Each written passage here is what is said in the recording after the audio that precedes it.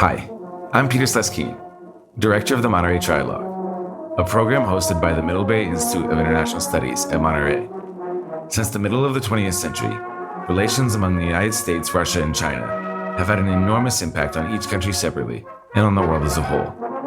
The purpose of the Monterey Trialogue is to better understand this extraordinarily complex and consequential relationship by directly engaging with experts from all three countries.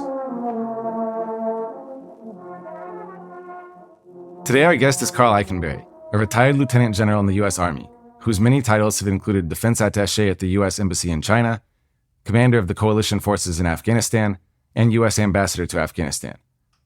Because General Eikenberry has had such a long and fascinating career, we decided to devote the whole interview to an examination of his biography. We recorded the conversation on the sidelines of a conference organized by the Monterey Trialogue in Belgrade, Serbia in late May. I hope you enjoyed the episode.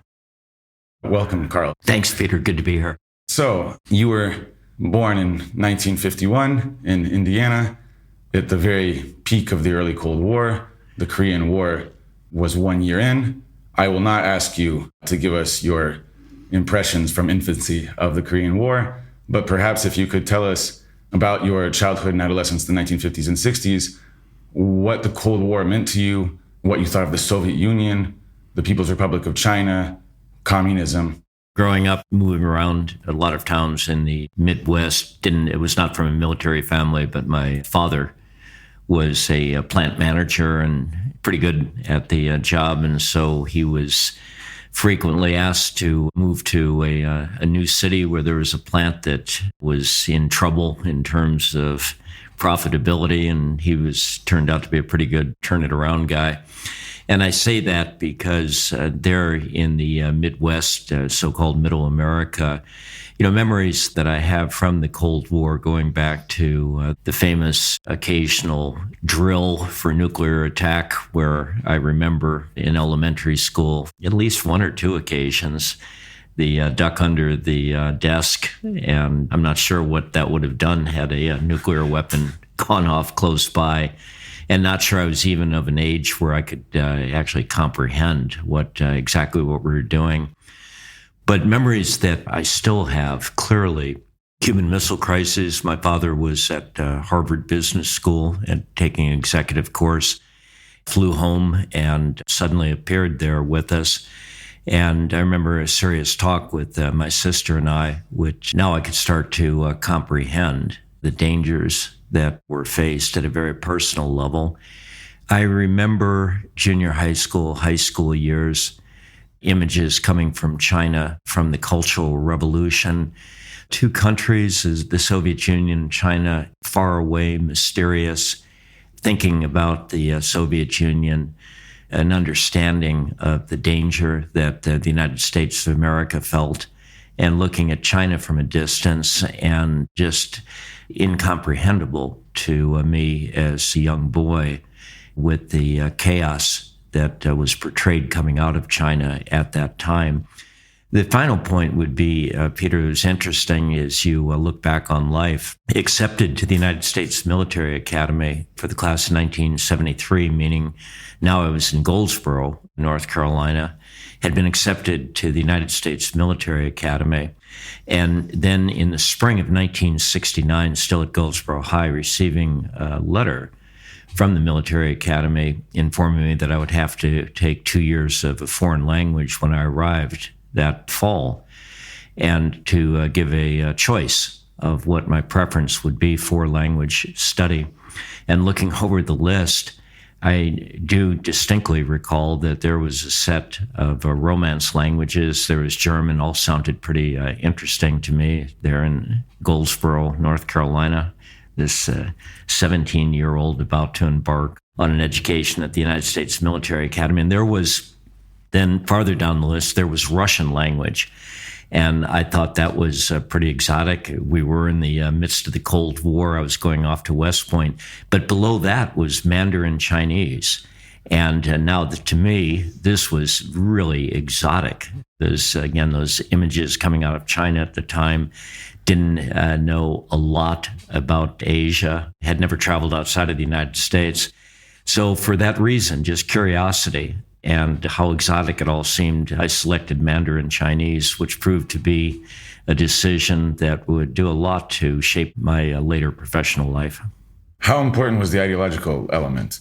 Was communism something that seemed threatening, if not in the US, then in its potential spread around the world? Or was it essentially a matter of nuclear missiles ducking under tables, Cuban Missile Crisis, and the threat of nuclear Armageddon? That's a great question, Peter. I don't know if the two could be, in my mind, could be separated, that there was the ideological struggle. It was communism versus the United States representing the free world, or the leader of the free world, as it was labeled at that time.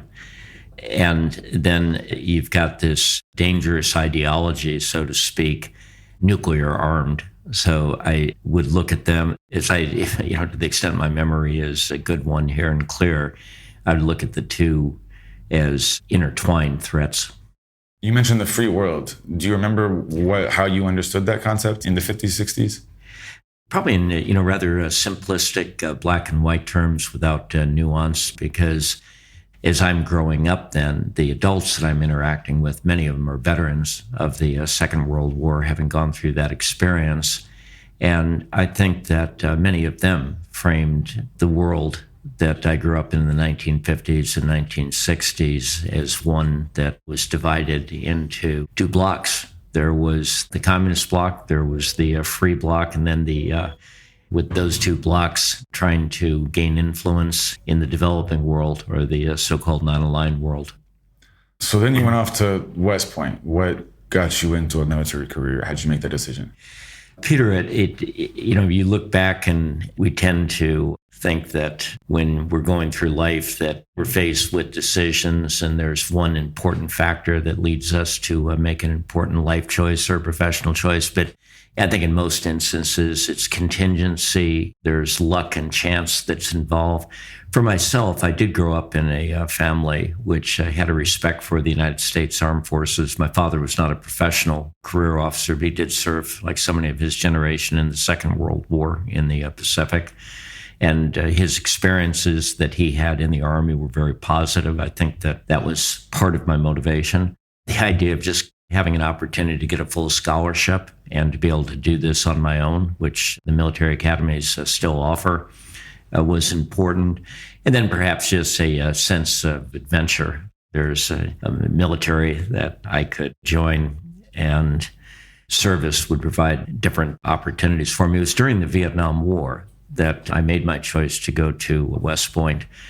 So I don't know if the Vietnam War at that point, when I went in 1969, was at its height. I don't recall what kind of influence that had on me. But by the time I went to West Point, certainly within American domestic politics, the tide had turned and there was a growing opposition to the war. But so you were in West Point from 1969 to 1973. So precisely as the tide was turning, Vietnam was becoming an unpopular war. Society was riven by these arguments. Did you feel like you were sort of in a besieged bastion at West Point, that you had gone into a career that had been very respected? Your father had fought in the good war, and now there was a big chunk of society that saw the American military in a very different light. Peter, when I went to West Point, I went from the appointment I received from a U.S. congressman was from Goldsboro, North Carolina, and relatively conservative area of the United States. The opposition to the war was not as strong there. In fact, indeed, it was a so-called military town. There was the United States Air Force Base there, Seymour Johnson, still there. And then at West Point, I don't want to say we lived within a bubble, but it was the United States Military Academy. So the things that were going on in so many of our campuses at that point in time, whether it was Berkeley or Kent State, those kind of visible displays of opposition to the war, of course, were not evident at West Point. It did manifest itself, though, to our class. That is the impact of the war. I think my class at West Point is a large class. We needed a lot of officers to go serve in the Vietnam War, so the numbers increased. And I think my class had about 1,400 who were admitted. And by the time I graduated in 1973, the attrition had taken us down to about 850. And I think that part of those numbers that we lost during that period of time is probably attributed to the larger society and the disaffection with the war, and probably influence on some of those young men. I say young men because at that point, from 1969 to 73, my class, it was still a all-male institution. So you graduated from West Point in 1973. The Vietnam War was winding down. Nixon had just gone to China. You had studied Mandarin. So how did you see your future, your purpose as an American military officer at this peculiar period? Peter, if I recall, in the last class that actually served in Vietnam, and these were in small numbers, I think primarily in advisory roles, was class of 1971. So I was class of 1973. And none in my class or the class before me in 1972, none of the cadets graduating as commissioned as second lieutenants were to serve in the Vietnam War. So if you're a young American military officer, you are looking to try to find an assignment which will better prepare you for future command. So there was no active combat going on that the United States was serving in around the world. I put my choice in to go to Korea and serve with the 2nd Infantry Division. The United States Army coming out of the Vietnam War was a demoralized force. We had racial problems, we had drug problems, we had disciplinary problems. It'd be hard for an young American today to imagine the poor state that our Army was in, and that compounded by the fact that President Nixon made the decision, very supported by the American people, to convert from a draft army to a volunteer army. So that's the army I entered. My experience in Korea was not a positive experience, given the nature of that army. But I was advised and recommended to go to a light infantry battalion that had been established in 1974. It was called the 1st Ranger Battalion. And it was probably one of the best units that the United States Army has ever established. It was filled with combat veterans from the Vietnam War, some of our best non-commissioned, commissioned officers. And that experience really turned me around in terms of my thinking about the United States Army, seeing what the art of the possible is. And to get back to the Cold War, that was at a tactical level, but we had a group of officers that had come out of the Vietnam War, which would become known as the Never Again School. And this was a group of officers that were committed to rebuilding our Army and to trying to set the conditions for a much more disciplined, focused force, and at the more strategic levels. And having learned from the Vietnam War that to get into a mission like we found ourselves in Vietnam, which was the so-called mission creep, not clarity with political objectives, that we as a Army with a group of officers would not find ourselves in that position again. And the Army that we then tried to shape from the time I was a junior officer through the 1980s became an extraordinarily professional force with a singular focus on the Soviet Union. The main mission, although there were other missions, the main mission for our Army for the first half of my career was being ready to fight the Soviet Union in Europe, if required, on short notice. So that was a very defining experience for me operationally that still today, if you ask me questions about how a Soviet tank regiment would fight a battle with what kind of equipment, with what kind of capabilities, I could still do a pretty good job of answering most of those questions correctly. How did you get to China, and what did you think of the place in the 1980s? Well, I studied Chinese at the United States Military Academy for 4 years. And after graduating from the academy, as I had said, I went off and served as a young infantry officer in Korea, and then with the Rangers and with the mechanized unit at Fort Stewart, Georgia, and had reached the 6-year point in my career. And as Army officers are given the option at about this point in time, if they want to have a specialty that they'd like to pursue, So I was given the choice of becoming what was still called a foreign area officer. And that was a specialty in some region of the world, some language. And given my West Point educational experience, with that opportunity, then I raised my hand, said I'd like to become a China foreign area officer. The Army was very generous to me and gave me 2 years at Harvard University for a master's degree in East Asia Studies. And then for my language training, although I'd gotten up to a third-year level at Harvard, was sent to Hong Kong. Well, why Hong Kong? Because this is 1981, 1982, and the United States is just starting to develop its formal relations with China. We have no military officers, very few Americans at all studying in China. So off to Hong Kong, we're still under British control. The Brits had what was called the Ministry of Defense Chinese Language School. And so I went there. My classmates were from the British Foreign Commonwealth Office. So a year of intensive Chinese there, living with the Chinese family, and was able to earn a interpreter certificate from the Foreign Commonwealth Office. And then the Army gave me 1 more year for in-country studies. Now, at this time, Peter's still not married, so I had a lot of agility, so to speak, in managing my life. And I raised my hand, and after doing some research, and said, I will go to Nanjing University as a young Army captain. No real structured program there, a loose international program. But off I went to Nanjing University. I was proved to be not the very best student in terms of how I was applying myself in the classroom. And the reason for that was I was spending most of the time riding trains around China, learning as much as I could at grassroots level. So proudly went to every province in China during the years 1982 to 83, and a very, very formative experience. So I came out of 4 years of pretty much deep immersion academically and in terms of life immersion, learning about the country, traveling around the country, learning about the people. So you said you picked Mandarin originally because it seemed so exotic. distant and exotic. It was and exotic, now you spend several years taking trains to every province. What did you think of the country now that you had explored it and discovered it? Boy, Peter, that experience that I had proved to me especially my 1 year in China, proved to be my most valuable experience later professionally, in terms of being able to, let's say on one hand, perhaps be a bridge between the United States military and the Chinese military, and also in terms of my own analysis of China.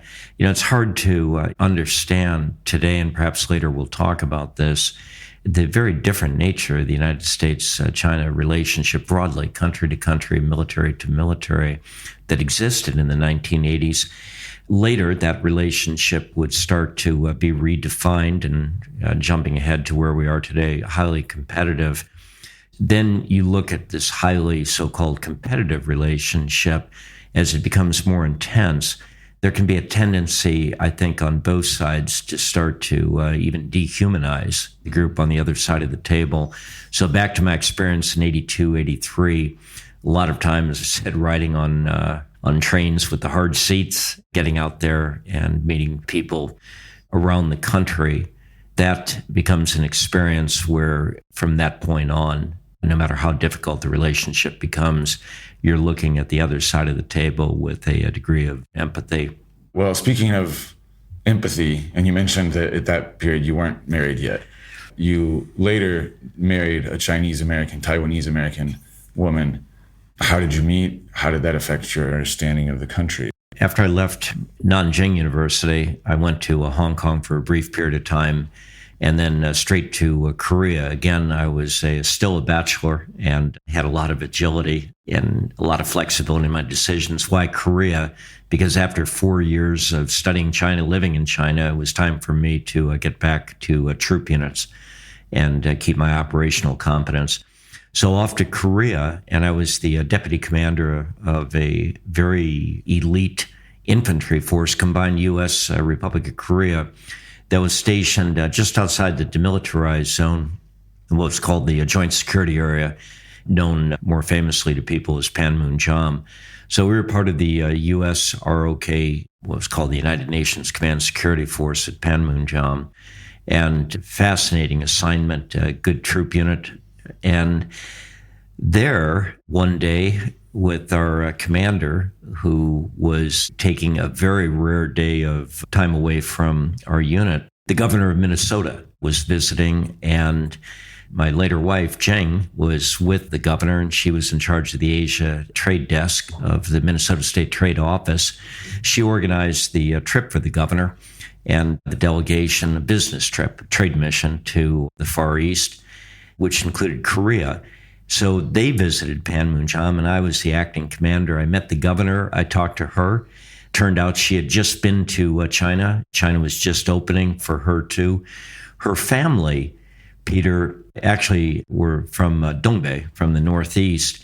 And towards the end of the Chinese Civil War, Jeng, as a small baby then, had left Manchuria and gone to Taiwan, where she ended up growing up.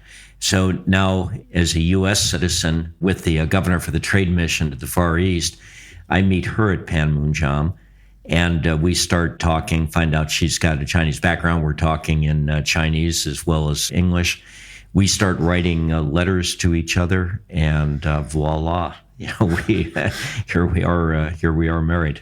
Fantastic. Straight out of an 18th century novel, an epistolary romance. Yeah, I like that. Yeah, that's it. So then you lived in Beijing with Qing and became defense attaché. Yeah, 2 tours in Beijing as a officer, 86 to 87, when I was the assistant army attaché in Beijing as a major, and then married Qing in 1989. So my second tour of duty there with the United States Embassy was as the defense attaché, as a brigadier general. That was 1997, 2000. And so during that period, did you feel like China was on a trajectory of convergence of some kind? Or did you feel like it was a very different civilization and culture that you had grown to understand and appreciate, but that was going to stay separate? That's a great question. And I know people of my age, my peers, were asked that question a lot, that those that served in China or spent a lot of time in China during the great opening of the late 1970s and 80s. Do you recall how it was? What were you thinking?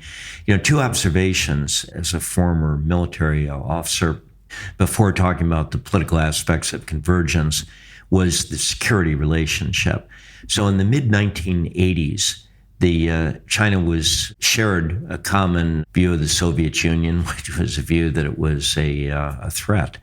So the military relationship that was forged between the United States and China in the mid-1980s, once again, probably hard for people in this era to understand, but that was a relationship where the United States military, the Department of Defense, was working very closely with the PLA in terms of training, intelligence exchanges, even having what were called foreign military sales, in other words, weapons sales to China, selling Black Hawk helicopters, counter battery radars, engines that could be used for Chinese jet fighters. And then in the late 1990s, of course, now the Cold War was over for a decade, and it was a very different military relationship with China, more exchanges based upon trying to find areas we could operate together with, but also concerns with China at that point. So in the mid-1990s, when I was with the Office of Secretary of Defense, we had the Taiwan Strait crises triggered by the election of President Lee Teng-hui in Taiwan. With regard to convergence, I think at least, probably everyone's got a different view of this. Memories are different. But Peter, I'd put it this way, that there in this optimism that I saw in China, the energy that I saw at this grand opening that was occurring. This is prior to Tiananmen, to June the 4th of 1989, in the mid-1980s. My view was that, no, I was aware enough that I wasn't predicting that China would become a Jeffersonian or Westminster kind of democracy. But was there a confidence that I recall on my part that it was moving in a direction where it would be a more open, inclusive society politically, And then the theory of the case being that with that, it would lead to a more stable and cooperative relationship with the United States. And yeah, I did have that confidence. Even when I went back in the late 1990s, then some 8-9 years after Tiananmen, I still believe that if I'd been asked at that time, where would China be politically in 2024? I think that my analysis would have been that probably a country still led by the Communist Party, but a country in which it was a more open political system than was to be the case. Mm-hmm.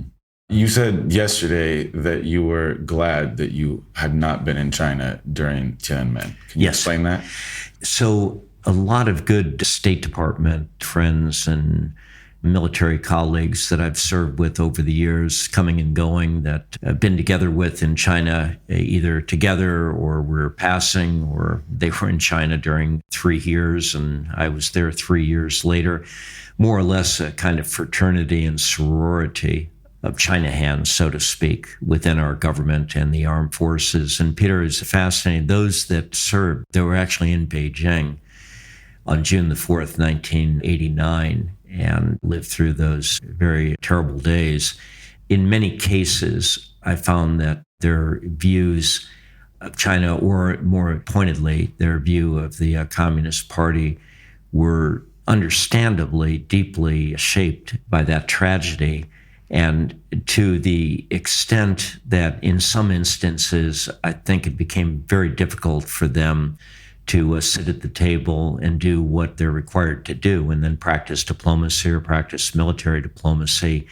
It was as if their trust of Chinese officials had been so severely violated by that event that they found it difficult to do what had to be done. At the end of the day, when you're in the service of your country, it's the interests that you bring to the table, and it can't be your personal memories and your own judgments. Mm-hmm. And not having been there at the time allowed you to keep a slightly more analytical view of the matter, detached. I think so. When I was there in the late 1990s, we had the tragedy of a U.S. aircraft with a NATO mission that bombed the Chinese embassy in a horrible accident right here in Belgrade, where we're talking right now.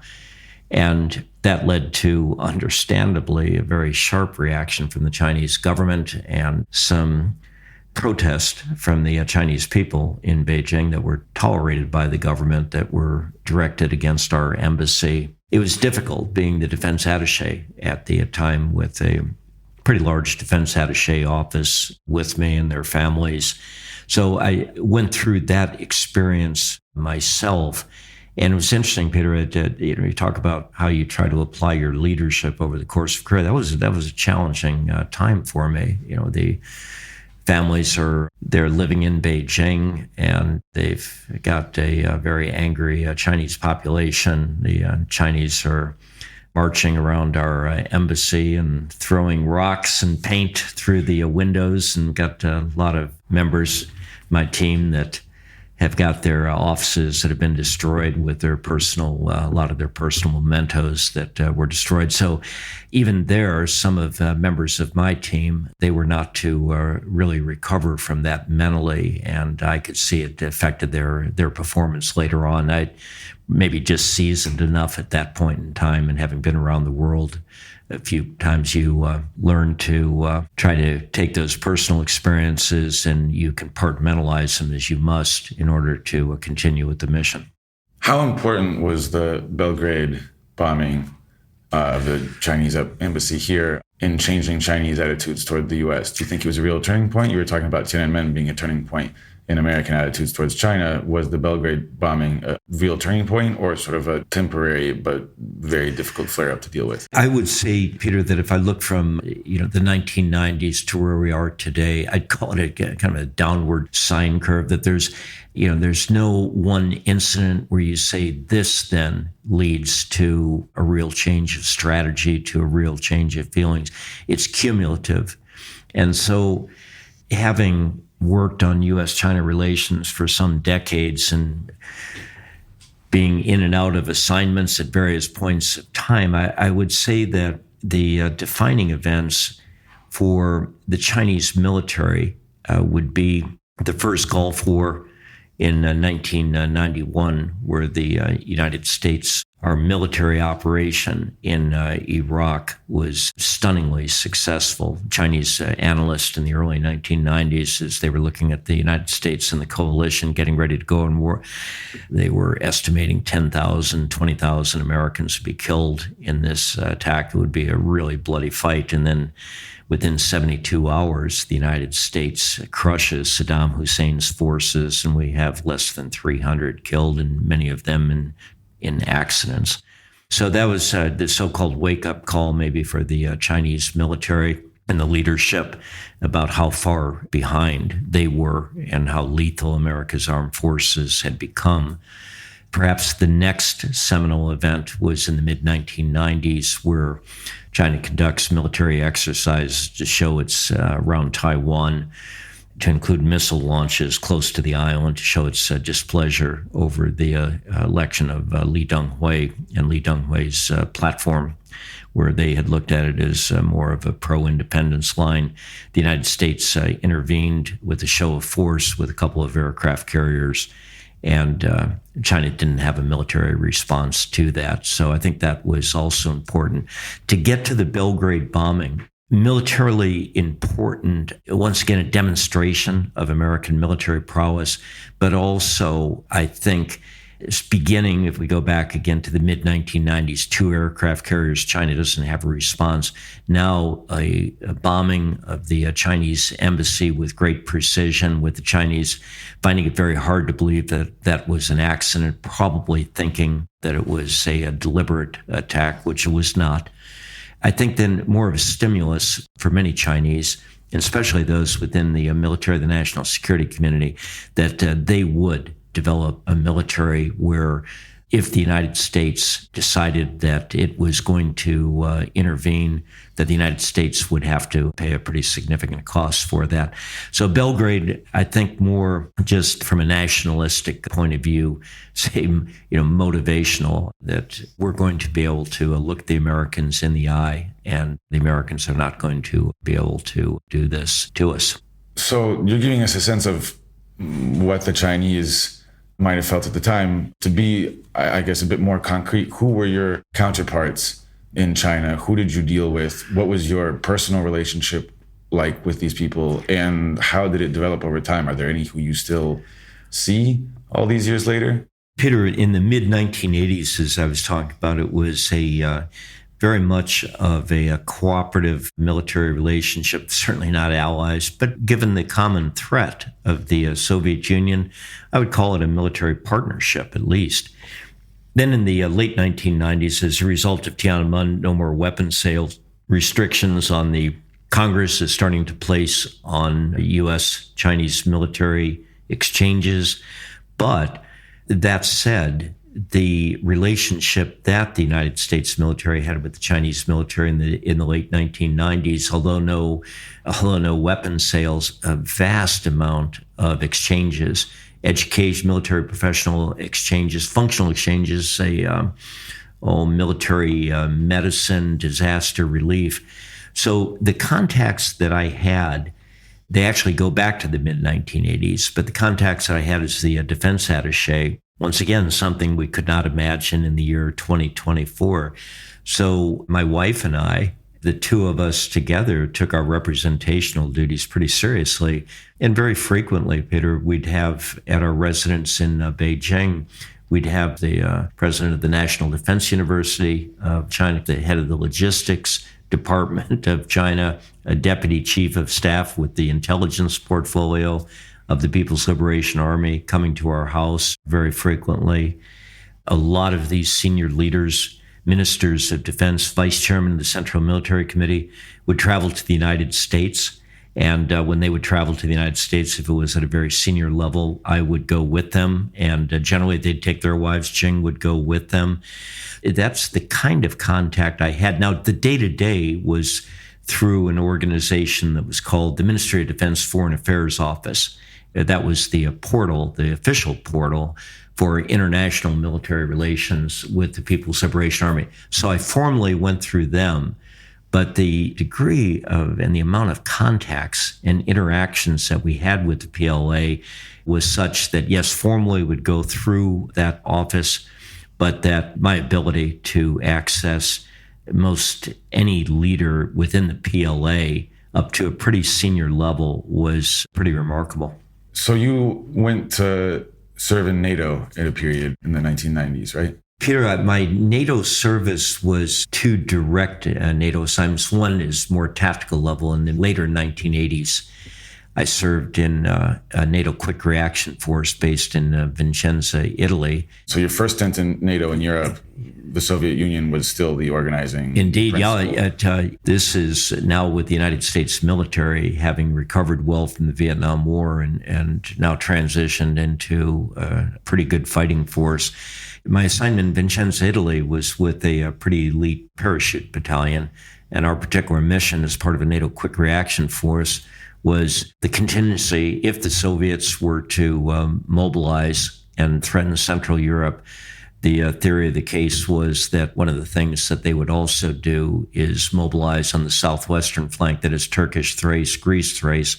So NATO, as part of its deterrent plan, had put together this quick reaction force, and our mission was on short notice assemble a NATO force and then move into battle positions in either Greek or Turkish Thrace, depending upon where the threat was coming from, and be a tripwire force against a Soviet, and we thought probably combined Bulgarian attack into the southwestern flank.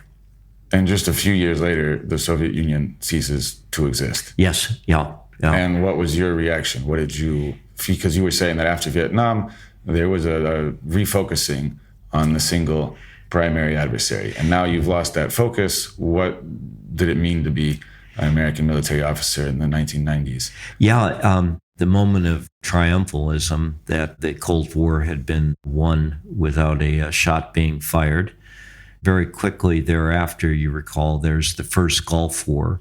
So the United States Army, as the Berlin Wall is coming down, is thinking it's going to lead to a major downsizing of our force, because the force had been built up to deter a threat which no longer existed. But the Army then was sent into the Gulf War. It was a volunteer force, so a lot of that volunteer force fought there. It's really beginning in about 92, 93 that the impact of the collapse of the Soviet Union is felt within our armed forces. Within the United States Army, we did downsize, of course, and our volunteer army became smaller. We just didn't need the capabilities that we had at the height of the Cold War. And then, Peter, also there was the military in search of a mission. So we had the singular focus on the Soviet Union. Now we've got this magnificent military, so to speak, and what's to be done? We have no peer competitor.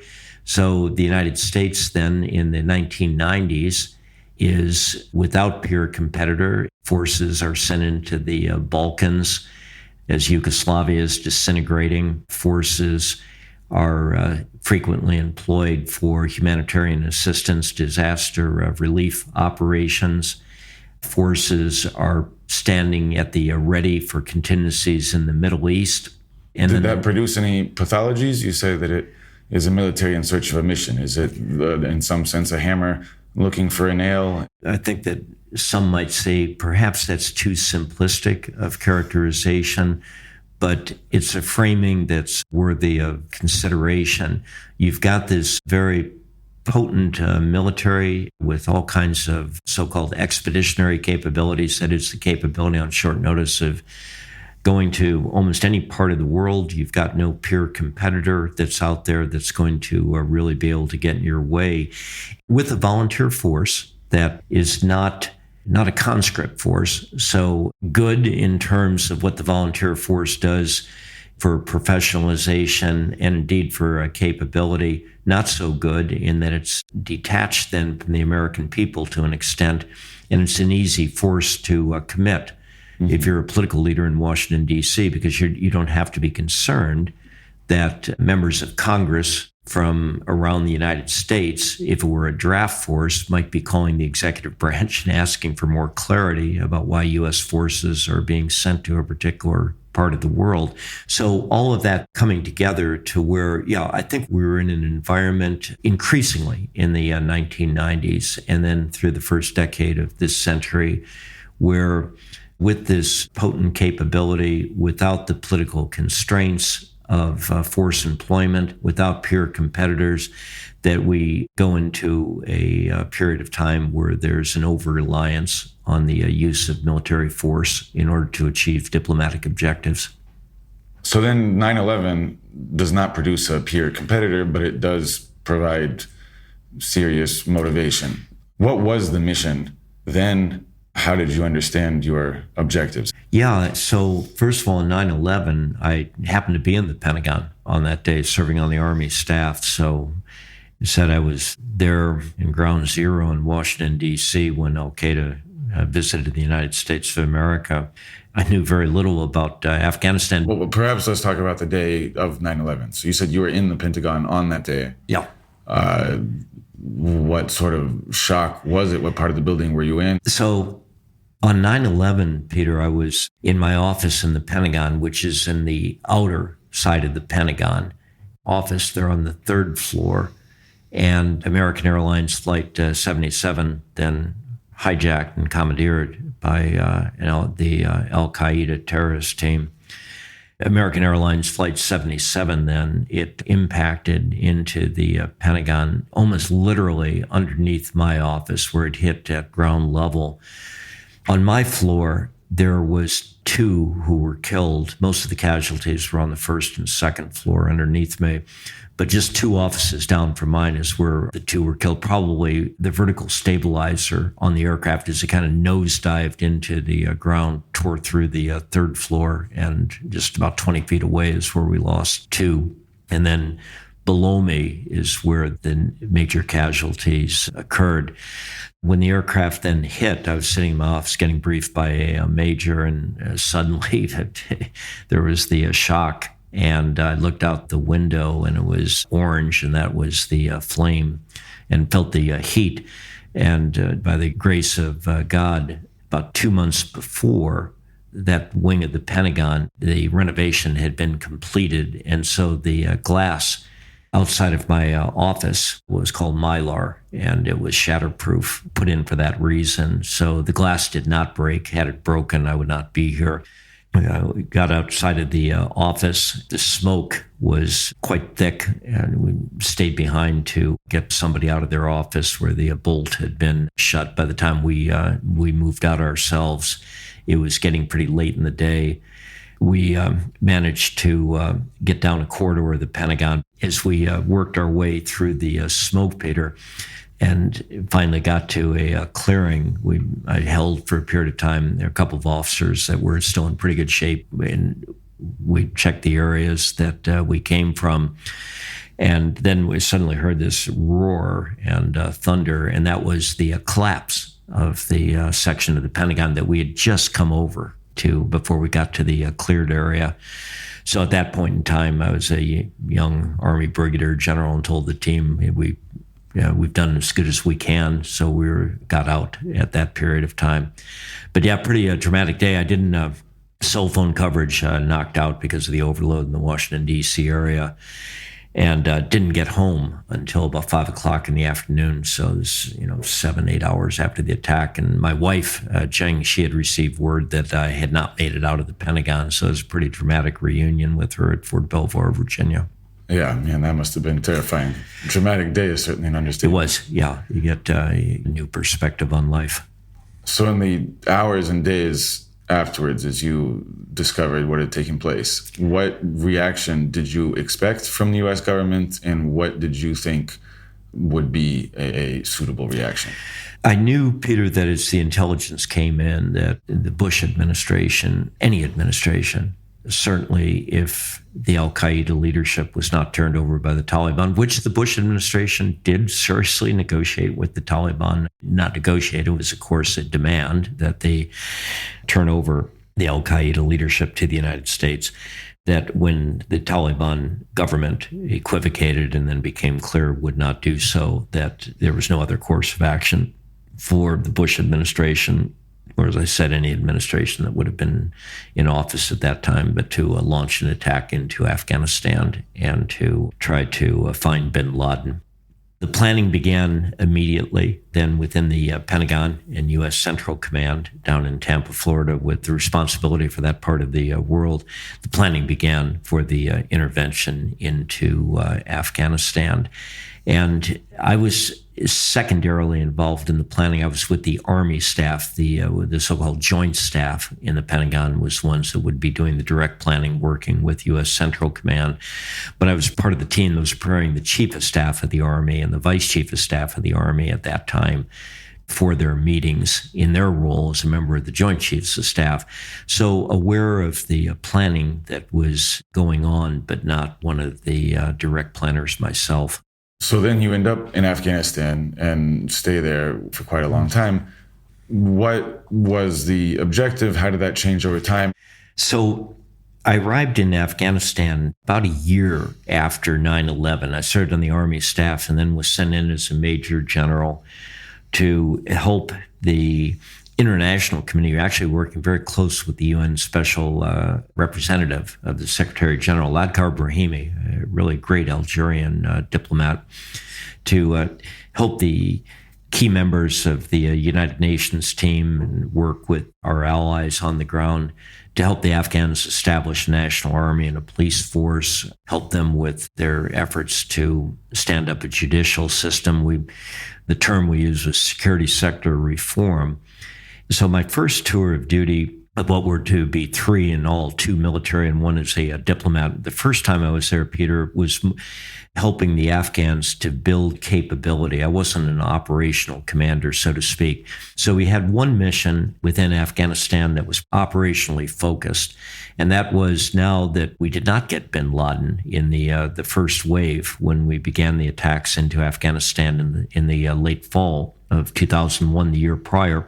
And so we had a brilliant tactical success, but a strategic failure as we look back at it, because the whole point of sending the expedition into Afghanistan was to destroy al-Qaeda.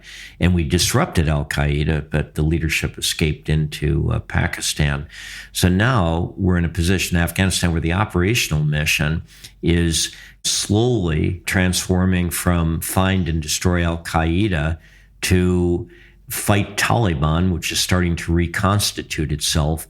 So we're shifting from what had been a counter-terrorist focus now slowly, very slowly in the initial years, towards what would become then a counterinsurgency mission.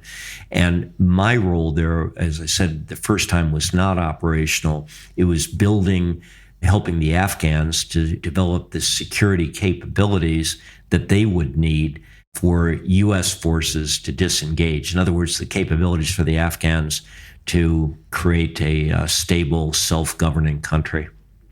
Mm-hmm. So you went in there to destroy al-Qaeda, didn't quite get all the way there, then sought to train the Afghans in order to disengage. That obviously doesn't work out. Meanwhile, the Iraq War starts and Bush declares the war on terror in general terms. So do you remember at the time how you positioned yourself within this larger war on terror, what you were doing in Afghanistan relative to the war in Iraq? Yeah, so the war in Afghanistan, as it proceeds, we are finding in Afghanistan that Taliban is reconstituting, and then in parallel, the enterprise of helping to build a Afghan state is proving much, much more difficult than anyone had anticipated. And the two come together because the more lethal and more disruptive the Taliban becomes and criminal networks become, it makes it correspondingly more difficult on the state building side. But that's starting to become clear by 2003. But in early 2003, the Bush administration then launches the war into Iraq. That proves to have a very, very different outcome than was predicted. So in Iraq, very quickly, the United States finds itself in the midst of a quasi-civil war insurgency, and it proves to be much more taxing in terms of demands on the United States military and our coalition partners than Afghanistan. And so more and more resources are committed to Iraq. And by 2007, when I'm in Afghanistan for my second tour of duty, now as an operational commander at the 3-star level, I recall that the chairman of the Joint Chiefs of Staff at that time, Admiral Mike Mullen, was talking publicly and very candidly and said, in Iraq, we do what we must, and in Afghanistan, we do what we can. So Afghanistan's become a secondary effort. And then in total, though, the United States military, especially our Marines and our ground forces, but to an extent the United States Air Force, we have almost all of our resources, to include reinforcements from our National Guard, that are committed to Afghanistan and Iraq. In the midst of that, Peter, getting back to our talk about China and Russia, that in the midst of this, though, I take an assignment to U.S. Pacific Command, or now called Indo-Pacific Command in Hawaii, their geographic area of responsibilities, the Asia-Pacific region. So why is an Army officer being selected to go in to this joint command, which is primarily air and maritime domain, selected because I had operational experience in the Asia-Pacific region, but more to the point, that I had a background in China. At this point in time now, if you're in the Pacific Command, you're not focused on Afghanistan, Iraq. You're starting to get more concerned, though, with Chinese rising military capabilities. That's where I was posted in the midst of it. So I'm in the middle of the war on terror, so to speak, and a lot of time in the Middle East and Central Asia. I am sent back to my original operational roots in the Asia-Pacific region. And you also then end up 2007, 2008 in Brussels in NATO, just after or during, I guess, the moment where Putin makes his speech at the Munich Security Conference. That's right. And then the Russia-Georgia war occurs, and NATO promised to Georgia and Ukraine future membership at an undefined time. So you are in the middle of the war on terror. You take a bit of time off to refocus on China, and then another break to go to Europe when Russia suddenly returns. You're really flagging some seminal moments that perhaps I have not reflected on as well as you have. But yeah, that's absolutely right. I recall when the Russia-Georgian war begins, I was with the Danish military representative in Brussels, good friends with him, and we decided to take off for a weekend, went down to see the Verdun battlefield, both of us interested in military history. And we got a call, turn your car around and get back to Brussels. And you were deputy chairman of the NATO military. Deputy chairman of the NATO military committee at the time. Part of my portfolio, that NATO was now fully engaged in the war in Afghanistan. So part of the reason I'm sent there is because I've got the Afghanistan experience. I've got a little bit of NATO experience and looked at as some might be helpful. But as I get into my job there, you're right, relations with Russia are deteriorating. What was the reaction in Brussels to Putin's speech in Munich? Was it sensed as a historic shift at the time? Yeah, that one was very clear, that we've got a new world that with Putin's Munich Security Conference speech. And we see it right away, Peter. Again, hard to recall that, at the end of the Cold War, the relations initially with Russia and Western Europe and the United States, with the European Union, with NATO, there was a lot of positive interaction. But in my time at NATO headquarters, the relations begin to change dramatically. So, for instance, we had what was called a NATO-Russia Council, where I think every periodic basis, maybe every 4 or 6 months, we'd have a meeting between NATO and Russia at political level, between NATO and Russia at the military representative level. The tone, even in the period of time I was there from 2007 to 2009, it changed dramatically. It went from positive and professional at the table to just starting to get to be pretty nasty. During that period from, 2007 through 2010, did you feel like the focus was still clearly Afghanistan, the Middle East, the war on terror, and Russia and China are coming back into the field of vision, but are clearly secondary to the war that is ongoing? Or was there a sense that one period was passing and the focus really had to seriously shift to big geopolitical competitors? Good question, Peter, that I would say that probably by 2000, late in my stay there at NATO headquarters, which goes till 2009, coming out of that, I go on to Afghanistan as the ambassador, but staying in very close touch with those in the Department of State and the National Security Council and our military and the intelligence agencies that are seeing the world, looking at the entire globe and not just at Afghanistan and Iraq. It's very clear, Peter, at that time that the worries are starting. People are starting to worry more about that, our eyes off the ball, so to speak, that we're perhaps overly committed and even distracted by the wars in the Middle East and Central Asia, and that as we continue to fight these wars, that we're not adequately investing in capabilities and thinking hard enough about deterrence with regard to China and Russia.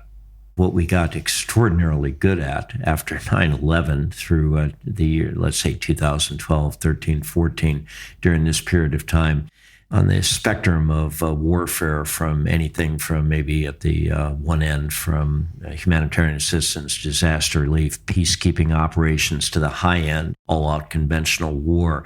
The United States on that spectrum had gotten very, very good at a very narrow part, and that was conducting counter-terrorist operations and maybe counterinsurgency operations. We're good at being able to locate small groups of terrorists or a small group of insurgents, and then with exquisite intelligence and precision to be able to deal with that threat. But those are not the capabilities that are needed for more intense conventional war. So as an example, how we were operating in Afghanistan and Iraq, we could employ our air systems without having to worry about our air superiority being challenged. And if you're now talking about a high-end conventional war, you can't assume that your Air Force can operate with impunity and unchallenged in any domain. And so we then started to, over time, assume that we would be able to operate as we did in Iraq and Afghanistan in any theater of the world. And that led to a kind of complacency, and it also led us to not focus on developing the full set of capabilities that would be needed for a conflict against a peer competitor. As the war on terror, the war in Afghanistan was continuing,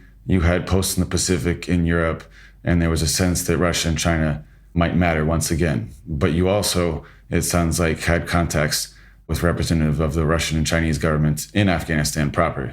Peter, just fascinating as you look at how history works in mysterious ways, and you find yourself at points in time where you're reflecting back on an earlier era and seems to echo or rhyme. So in the case of China, when I was the 3-star coalition commander from 2005 to 2007 there in Kabul, I got an invitation from the Chinese ambassador to join him for a lunch. And I had no idea why the invitation was extended, because we had good relations with China, but very little contact there in Afghanistan, that is. And so the call came, and I had just assumed the reason he was inviting me is because of my prior service in China and more just a social gathering. And after a long lunch, what I was getting ready to go, that's what I then concluded, because we had talked of nothing of substance. But then he got down to the point of business very late as I was getting ready to go. And he asked whether my U.S. coalition force had demining capability. And the reason he was asking is because the Afghan government at that time was asking the Chinese ambassador whether China could help restore a irrigation project on the Shimali Plain north of Kabul, which had been wildly successful back in the 1960s as the Soviets and the United States at that time were competing everywhere in the world, and to include Afghanistan, and China was competing there too as a third force. So they had a lot of interesting projects, and that included this irrigation project. Well, the problem was that they couldn't get access to this old irrigation project because during the Civil War in the 1990s, a lot of mines had been put out there by both sides of the Northern Alliance and the Taliban. Now, here was the irony in all of this, Peter, that those mines were actually Chinese mines, and they were sent to Afghanistan when, in the 1980s, given to the Mujahideen through Pakistan. And who was a key enabler of this? It was the United States of America working with China against the common Soviet threat, now bogged down in Afghanistan. So we had our intelligence agencies that were procuring Chinese mines and then helping them get shipped to Pakistan for provision to the Mujahideen. And as an assistant army attaché in Beijing in the mid-1980s, I was involved with that effort. So it's come full circle. Now we are some 20 years later, and we're actually inside of Afghanistan, and we're talking about the possibility of the United States and China cooperating to get the mines that we had gotten there in the first place back out of Afghanistan. Now, in the case of Russia, even more interesting, when I was the ambassador in 2009 to 2011, the Russian Federation ambassador, Andrei Avetsyan, he had reached out to me, and I knew him to be a very good diplomat at that time, reached out to me. Again, a pretty positive relationship of cooperation between Russia and the United States and Afghanistan. Not as good as it had been in 2001, 2, and 3, but still reasonably good. He had reached out and asked if Jen, my wife, and I would come over to his embassy and his residence. We'd have dinner together with Andre and his wife. Turned out to be a fascinating evening. Andre, the ambassador, had served in Afghanistan in the mid-1980s as a political officer, or the political counselor for the old Soviet embassy, and then in the early 90s with the Russian Federation as the deputy chief of mission, the number 2 in the Russian embassy, had actually, during the tough days of the Civil War, helped lead the evacuation of the Russian embassy as the security situation in Kabul deteriorated. And then I subsequently, Jeng and I invited he and his wife over to our residence for a reciprocal dinner. What did we talk about? We talked about his experiences in the Soviet occupation of Afghanistan. And Peter, it was eerie because as he's talking about his experiences, it's resonating with my experiences, formerly as a soldier and now as an ambassador in Afghanistan, in terms of what they were trying to accomplish, in terms of what the impediments were to their mission. There were, let's put it this way, there were a lot more similarities than there were differences. So I hope you were able to remove the Chinese mines that you helped sow years before. What I did is we did not have that kind of large capability within our own forces, but I was able to help the ambassador steer him towards a very good NGO called Halo Trust, which was able to get the mission done. Well, that's good to hear. And in the case of relations with Russia, so on one hand, there were clear parallels with the Soviet Union's experience in Afghanistan. But in the early 2000s, Russia was contending with its own terrorist problem, at least as they defined it in the Caucasus, and felt a certain solidarity with American efforts. So how deep was that cooperation? It was cooperative and it was helpful to the United States effort. The Russians provided the best intelligence that we think that they had in terms of anywhere from, maps of Afghanistan, their knowledge of what was left behind when their forces evacuated or left Afghanistan, to real-time battlefield intelligence that they might have to access through former states of the Soviet Union where they were showing not opposition, but generally supportive of efforts. So we had transit points through Uzbekistan, into Kyrgyzstan, and then the French had a base in Tajikistan in Dushanbe. The Russians did not oppose that, and indeed allowing overflights and transit through Russia. So it was, a very different world than we live in now. And things began to change after 2008. They really do. You ask about the Putin speech at the Munich Security Conference, and that's a real seminal moment.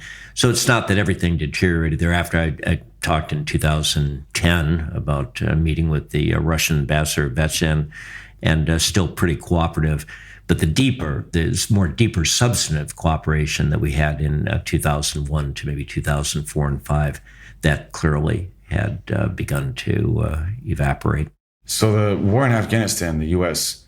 war in Afghanistan, in some sense paralleled the Soviet experience from a few decades before, and some of the actors were the same, weapons were the same, munitions were the same, as you were saying. To what extent did you at the time feel like there were any parallels with Vietnam? Obviously, the American force, volunteer force, is very different, but you were talking about mission creep, the absence of an obvious adversary seems to parallel the situation in Afghanistan a bit. Parallel in many ways, important ways.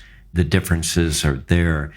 But in two regards, Peter, the similarities.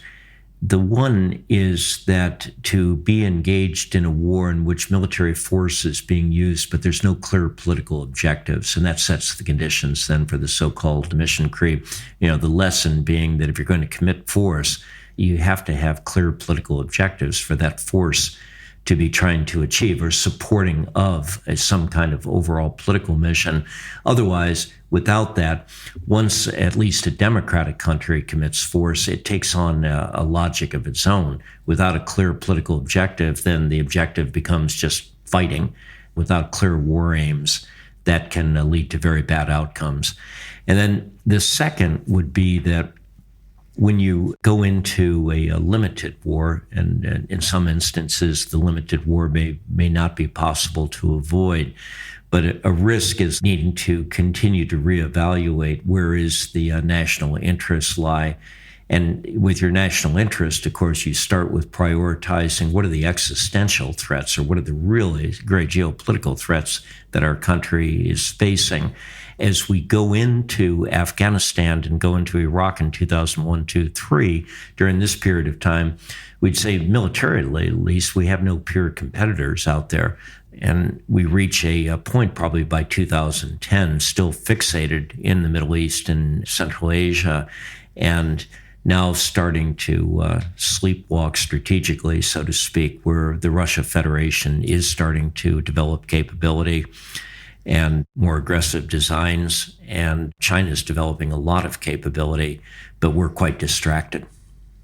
One last note on that distraction. Once the U.S. commits serious resources to a limited war with unclear political aims, is that already a dead-end path from which you can only hope to extract yourself more or less gracefully, or are there ways through? It's contextual. So let's say the Korean War. We go in with the idea that we're going to counterattack into North Korea, and probably the Korean Peninsula will now be unified under the Republic of Korea. With Chinese intervention, those war aims then are changed and modified. But the aim then of at least holding the line, and now this becoming part of a greater Cold War contest, and behind that shield, the Republic of Korea will develop. We look back at that and say that was a spectacular success, albeit at some cost. But there, at the end of the day, you still have a clear political mission that changes. The mission changes, understandably, but clarity.